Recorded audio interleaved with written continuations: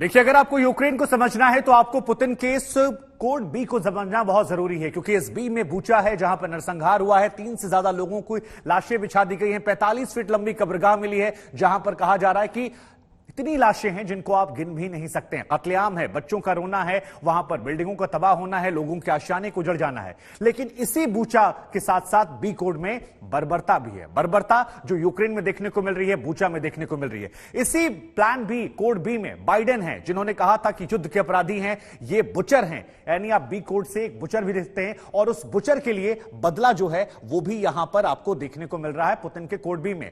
आज Joe Biden फिर कह रहे हैं कि देखिए मैंने उन्हें बुचर कहा तो पुतिन ने बदला लेकर दिखा दिया। इसके अलावा बमबारी है, बमबारी अलग अलग जगहों पर, यहां पर भी हम आपको दिखा रहे हैं।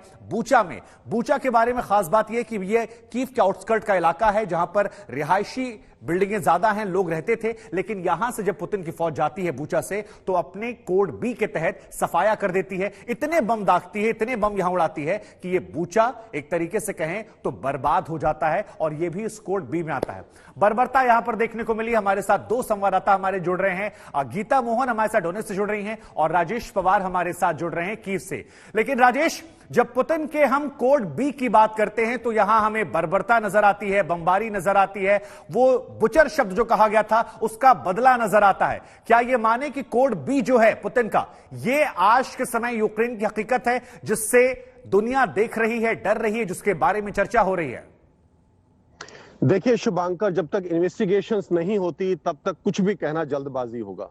लेकिन मैं आपको एक चीज बता दूं, मैंने बूचा एयरपिन से रिपोर्ट की है, आज तक इंडिया टुडे की टीम ने वहां से रिपोर्ट की है, अलग अलग पत्रकारों ने। देखिए वहां बहुत भीषण संग्राम हुआ था, 3 हफ्ते तक लगातार लड़ाई हुई थी और इस संग्राम में आप देखें दोनों तरफ से बमबारी हुई थी, एक तरफ से नहीं हुई थी। ज्यादातर सिविलियंस को निकाल लिया गया था वहां से, लेकिन कुछ सिविलियन फंसे रह गए थे और कुछ खासकर बड़े बूढ़े लोग जो हैं वो वहां से निकलने को तैयार नहीं थे। वो कह रहे थे हम अपना घर नहीं छोड़ेंगे। दूसरा फैक्टर जो हमें दिमाग में रखना पड़ेगा, नहीं ऐसा नहीं photography, это нет фотографии, это меня. Это me. Sorry, I'm sorry. There will always be somebody interrupting. दूसरा फैक्टर जो हमें दिमाग में रखना पड़ेगा वो ये है कि यहां जो ये युद्ध हुआ था उसमें दोनों तरफ से बमबारी हुई थी। जब रूसी कब्जे का इलाका था तो यूक्रेन फौज ने हमला किया था और जब यूक्रेन का कब्जा था रूसी फौज ने हमला किया था। बहुत बड़े तौर पर आर्टिलरी शेलिंग हुई थी, रॉकेट फायरिंग हुई थी दोनों साइड से। और जो ये लोग फंसे रह गए थे सिविलियंस, ये स्वाभाविक है कि वो बहुत बड़ी तादाद में हताहत हुए हैं, उनका नरसंहार हुआ है। ये कहना अभी जल्दबाजी होगी, इन्वेस्टिगेशंस के बाद जो चीजें सामने आएंगी। और जो ग्रेव्स की बात हो रही है, देखिए शुभांकर, अगर वहां बमबारी हुई है, बड़ी तादाद में लोग मरे हैं तो उन्हें दफनाया जाएगा कहीं ना कहीं।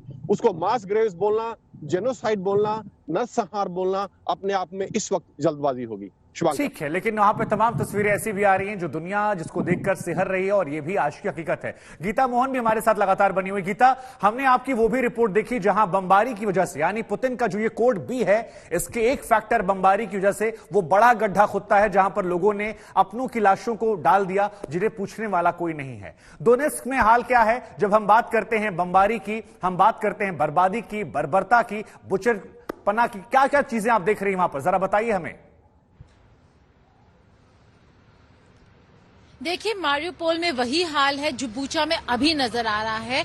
लाशें हर तरफ पड़ी हुई थी, बहुत सारे अनक्लेम्ड बॉडीज हैं, लोगों को पता नहीं है उनके जो लव्ड वंस हैं, उनके फैमिली मेंबर्स कहाँ हैं, और अगर वो कहीं और मारे गए तो उसका उन्हें कोई पता नहीं, क्योंकि वहां पे कनेक्टिविटी नहीं है। तो इसलिए हालात बहुत खराब है मारियोपोल के। लेकिन जैसे राजेश ने कहा, इसे जेनोसाइड कहना या वॉर क्राइम्स कहना, हम ये डिसाइड नहीं कर सकते हैं, इन्वेस्टिगेशंस की जरूरत है। रूस का ये कहना है, और क्रॉस फायर दोनों तरफ से हुआ था।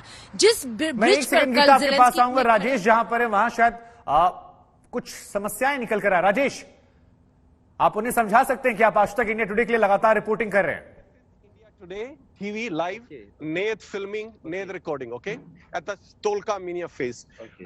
They are worried that I'm recording or filming, I'm explaining, and they understand this thing. And I have accreditation from the Ministry of Defense, Panimash, and journalist at the CGS Live TV Indus. Yeah, I'll show it to you. For 5 minutes, 5 minutes. 5 minutes. Okay. All right. We can go. No. These are soldiers from Secret Service, and they want you to know if I'm filming or not. I told them I'm not filming. They want to see my document. I said it will be after 5 minutes. So you can ask your questions. आप पूछें ठीक please. है। जय जी। रखें. ठीक है राजेश, अपना आप ख्याल रखिए। गीता के पास हम चलते। राजेश बता रहे हैं यहाँ पर कि उन्हें कुछ यहाँ पर तकनीकों की वजह से प्रॉब्लम का सहारा करना पड़ा। राजेश, क्या ये समस्या जो है ये वहां पर रोज हो रही है, क्योंकि स्थितियां कहना जाए तो बदल गई है वहां पर, तो कीव की अभी भी ये स्थिति कि अगर आप रिपोर्टिंग करते हैं या वहां पर कोई घूमता है कैमरा लेकर तो उसे यूं मतलब शक की निगाहों से देखा जाता है?